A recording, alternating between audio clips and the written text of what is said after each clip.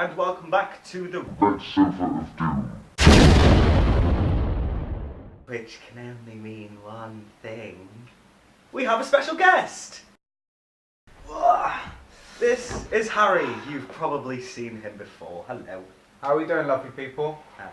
And how are you doing today? Yeah, I'm doing very good. Just finished my last exam. Knocked that out the park. Nice. Basically, if you've seen a Red Sofa of Doom video before, if not, there's one over there. Basically, what I do is I find things that people have said on the internet, and, well, on the last one, all I did was basically just laugh at how awful it was. In this one, I've decided I'm going to explain why they're wrong. Oh, okay. What we have up here is we've got a bunch of what's known as messages from creationists to people who believe in evolution. Now, Oh, yes. I'm not saying that creationism is wrong or not. I'm not trying to laugh at those people. I believe most of these are Christians.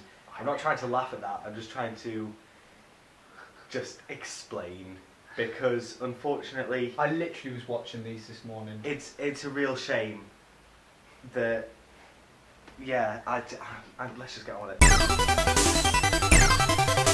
Bill Nye, are you influencing the minds of children in a positive way?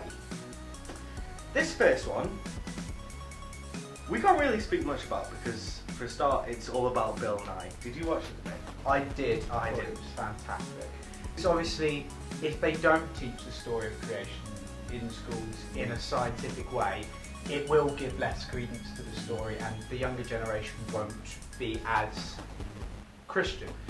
And then they worry they won't have Christian morals, and they will steal and kill and drink because they won't have the Ten Commandments. But to be fair, you can be an atheist and be a moral person at the exact same time. I just think that it's wrong to assume that somebody who isn't religious will teach children bad things. Oh no, yeah. Certainly. Are you scared of a divine creator? This is interesting. Personally, and I believe a lot of atheists feel this way, no. The idea of a divine creator is basically this super powerful, all-knowing being that exists outside of time and space, at least in the Christian world, who is just so literally perfect in every way, and I find basically a super being to be illogical. But I don't think I would be happier having this figure looking over you that you have to abide by. You'd have to always be thinking of that and And be make praising them this happy. figure all the time. How damaging is that? Think of the word worship. Worship is a very strong word, and basically you're figuratively, well, I guess if you're on your knees praying, literally bending down and kissing their feet. Is it completely illogical that the earth was created mature, i.e. trees created with rings, Adam created as an adult? Yes. Yeah. How do you explain a sunset if there is no God? First of all, you used the wrong version of the word there. Sorry. Well, it's a stupid question. I already want to just not answer because of that, but I'm not going to. Sunset if there's no God. Well, As we know from going away from the planet Earth, the Earth spins. That is already proven fact. if you try and disprove that, you're. A sunset is created when the Earth is spinning, and your portion of the Earth can no longer see the sun. The sun is, to you, dipping below the horizon because you're moving away and the light can't get to you anymore. That's pretty much it. Yeah, and that was a pretty godless explanation there. Yeah. You heathen. If the Big Bang Theory is true, and taught as science along with evolution, why do the laws of thermodynamics debunk said theories? Okay. I don't get why these people are trying to throw in thermodynamics all the time. I think what they're doing is because obviously Bill Nye's, well, he is the science guy. They're trying to really get on his level in a way, and It doesn't. I think you have to establish what I think that's a half question. The Big Bang Theory tells us that the end of the world is going to be the heat death, which literally goes alongside the laws of thermodynamics in that the heat death will be when all energy is equal. Yeah. Everything is equal. There's an equal amount of heat. All the atoms are in their most rearrangeable positions. And I think a lot of these things, they're trying to debunk the theory of evolution. Oh, we've had 2 of these now. Yeah. But they're trying to debunk the theory of evolution with the laws of thermodynamics. But I personally can't really see where they mismatch. If anyone could comment with how you believe they do, Yeah. that would be fantastic. Because I would want to know. Your opinion. I would want to know. But But I mean, the Big Bang Theory, where they let off so much energy, and that energy is being converted into everything. If God did not create everything, how did the first single-celled organism originate? By chance? Yes. See, yeah, Literally, it was... the amoebas. Yeah, and it came about to use up what was already there. It's the chicken and the egg discussion. Yeah. Because people say, oh, how did the earth come about? How did life come about if there is no God, if there's nothing that did it? But then you've got to say, well, you are asserting such a massive starting point. What made God? We can send that question straight back on them. That said, they can turn around and say, well, God was always there. Yeah, but, yeah, I suppose. It's like trying to counteract fiction. This single-celled organism was literally just there because chemistry had put something together. That's pretty much what happened, and then that just sort of turned itself into something which could do more. And that's literally, that's all it is. It's just... Why do evolutionists, secularists, humanists and non-God believing people reject the idea of there being a creator God? By the way, he used the wrong there again, it's E-R-E. Just a note out there. Just learn. But embrace the concept of intelligent design from aliens or other extraterrestrial sources. I think you've got the idea of intelligent life confused with intelligent design. No scientist or apparently secularist or evolutionist or non-God believing people would say intelligent design. Intelligent design means something was created by something else that put its idea in, like The Sims. Intelligent life literally just means aliens that we could communicate with that are intelligent enough up here to talk to us. Extraterrestrial life could be as much as amoebas, but we can't communicate with them because they're not intelligent enough to have a functioning brain that we could. I think he's gone completely away Yeah, from the no, subject with that. he's put 2 different subjects together. There is no in-between. The only one found has been Lucy, and there are only a few pieces of the hundreds necessary for an official proof. Homo erectus was in between. It's in between when you go from, People are trying to say there has to be a progressive line between ape and human, and it's not, because there's just so much difference. It takes millions of years for these little differences to happen. That is interesting. I mean, what she's saying is a few fragments of a skeleton isn't enough. If that isn't enough, you're going to be fair dues. Yeah, granted. You know, you don't think that's enough proof, that's great. Yeah. You know, you want more evidence, which is always what science is about. Yeah. Trying to find more stuff out. If evolution is a theory, like creationism or the Bible, then why is theory taught as fact? The evolution theory. From what we found in factual evidence on Earth, it's the best idea that we can come up with. The Bible is literally the work of men that has been written. And if there was proof that the Earth was only 6,000 years old or something, then that would become taught as fact. It's only because of what we found and literally the scientific process to work out. That's the important part. Yeah. That's the important part, scientific process. Now, I believe that, I mean, I don't believe in God, but if someone came up with indisputable evidence to me that there is a God, I probably would follow it, because I believe to believe in something until you're proven wrong. You know, I mean, if you are brought up in a really Christian household, I can completely understand why you want to keep it. It's and like, you feel horrible being disproven something you believed your whole life. it's like your parents constantly telling you that peanut butter will kill you as a child, but you don't have an allergy to peanuts, and you grow up believing it. You'd never And change. yeah, you wouldn't want to change your mind, and you might, someone might say, Dissonance oh would be mate, you've unbelievable. had tests, you're not allergic to peanuts, it won't kill you. But because you've been told all this time. Yeah. Oh no, certainly. Yeah. Because science by definition is a theory, science is not a theory. Science is a method of looking at life.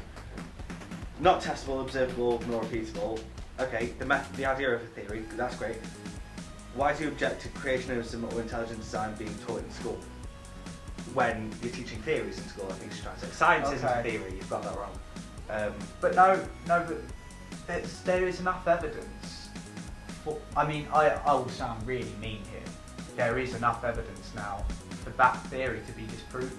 If you want it to be a theory, fair dues. That theory's been disproven, and the most reliable theory now is evolution. That's why it's called. Yeah. Because it's a reliable theory. What purpose do you think you are here for if you do not believe in salvation?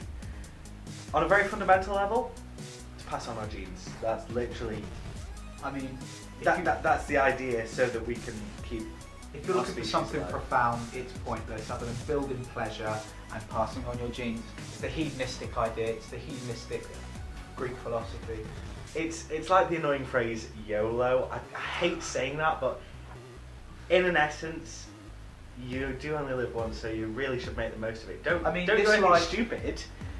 But This life is so beautiful, and I think it's much more beautiful when you know that you only have one, and you know that this is your only life. yeah.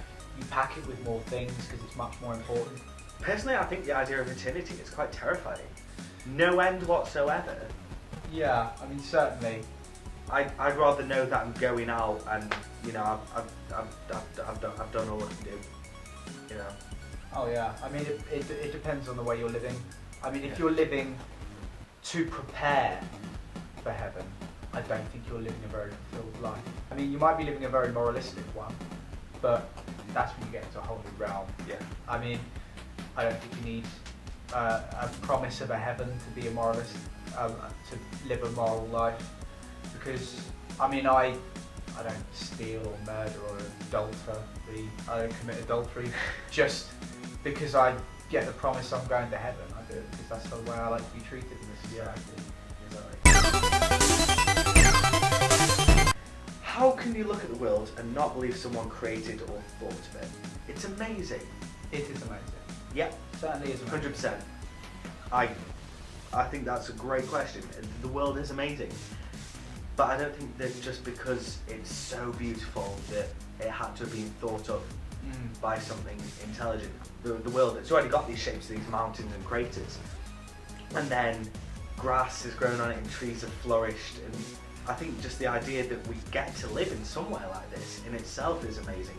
I think what the struggle is, because you see something so complex, there's the theory of the human eye, because it's so perfectly suited to its surroundings and it's so very complicated that people say, how can that just have happened? And you're like, well, it hasn't just happened.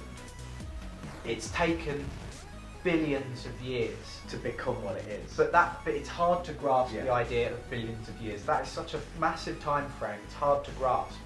But when you think about it, that's such a long time. The massive complexity, they do equate to each other. It's a massive amount of time and it's a massive amount of complexity. Relating to the Big Bang Theory, where did the exploding star come from? First off, it wasn't a star. It was, as you mentioned earlier, a singularity, which exploding stars in our universe are sort of essentially mini Big Bangs. They come out and they throw out all these atoms and quarks, and they build into something else. Reformed. And that's sort of what the singularity was, but that was an infinite density of pure energy, essentially. And then, basically, because it couldn't be contained, it went like that, and then the boundaries of the universe came along with it, and all that massive energy just formed into all these little particles that became everything else. Yeah, I struggle with it. I am not a physicist. This is not my area. Of course, the question is, where did it come from? And that's why you look into the theories of how the universe is created. One idea is that there was a universe before ours, made of the same stuff, that because it expanded so much, it came back together. That is into incredible. this singularity. That is incredible. And that, of course, gives the idea that if it's come in, it can go out again and build our universe. That's one theory. And then I mean, the thing is that people just always focus on the Big Bang Theory. That's just one theory. You've got the bubble universe theory, where the idea is that these bubbles essentially form into universes, and like bubbles, small ones break quite easily, and these other big ones just manage to keep enough so that they can keep growing and getting bigger, and we're just one of those. If we came from monkeys, then why are there still monkeys? And we've covered this. we have covered this. In essence, it's like the family tree idea. Just because you've taken your father's and his father's family name doesn't mean that your mother's and her mother's family names don't still exist. Yeah. Just in a physical sense, humans versus apes. I think it's easier when you don't look at evolution as one pathway for everything, because it isn't. There are different ways that things evolve there. And the most amazing thing is it hasn't stopped yet. It hasn't stopped yet. It's nowhere near stopping. And if you think about the monkeys and monkeys thing, think about the fact that not all mammals are land animals, and yet we're still under the same class of mammal. You've got dolphins who are pretty much essentially very similar to sharks in size and sort of shape, and yet they're mammals and the sharks are fish. Why wouldn't the dolphin just be a fish? I mean, that's because it's adapting to location. That's a good point, because the environment is the same for these things. So they have to be, I mean, when you look at the streamlined idea, because they're streamlined, they adapted in the same way because they're in the same location, but they're so biologically different in the way they reproduce and the way they sort of intake oxygen and things. Yeah. But the adaptation to the water makes them look in the same shape. I think that's a very good example. Right. I think that's the end of the questions, which means it's time for the bonus round. And our bonus round today is these. I picked these up. They're known as Fruitella Magics. The idea is that there's essentially two flavours of sweets, soft chewy sweets. The raspberry ones change to a lemon flavour, and the orange ones change to strawberry. I think the way it's supposed to work is that you chew on it, and it's got either the orange or the raspberry flavour, and then as you're chewing, it becomes a second flavour. Okay. Interesting. So yeah, it's like it's evolving in your mouth. And anyone that can make me reconsider my standpoint, because I like to think in theories, I think I'd like to learn something different, maybe change my opinion. Yeah, well, these bad boys, really good. Well, I'll send you a few, because I've got a few left. But yeah, drop us a comment down below, let us know what you think, and make us, if you get a really great point, we'll send them to you. I'll private message you, I'll get your address, and we'll send them off. So these are the raspberry to lemon ones. Okay, let's see how this goes. And you pick up a bit of raspberry. It's already got the sort of citricness of the lemon. Why do you have the lemon second? Because that's really sharp. Nice though. Seriously. I prefer the first one, but who knows, there might be some mad lemon fans out there. Maybe. But yeah, Fruitella Magics. How much do you reckon these are worth? RRP. Okay, well they are magic, so I'd say 200, 300 pounds. Magic sweets, come on, that's some Willy Wonka shit right there. No, I'll give it £2. £2, £1.90. So The RRP for these in Britain, £2.59. £2.59. Which I think is a bit much. So Fruitella Magics, send us some. We haven't been too complimentary, but send us some. I actually picked these up for £1.25. It's alright. It was at WH Smith on sale.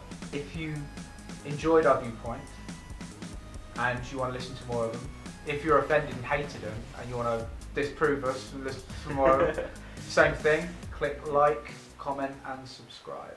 Yeah, all the good stuff. But for now, I'll see you in a bit. Thanks for watching this video. Yeah, again, if you drop us a like or even a favourite, if you thought it was really good, that's absolutely brilliant. You can find the link to my channel down there. You can watch another video with Harry in, that way. And you can always go to facebook.com/PapaMarche for all the latest updates on Facebook. Okie doke.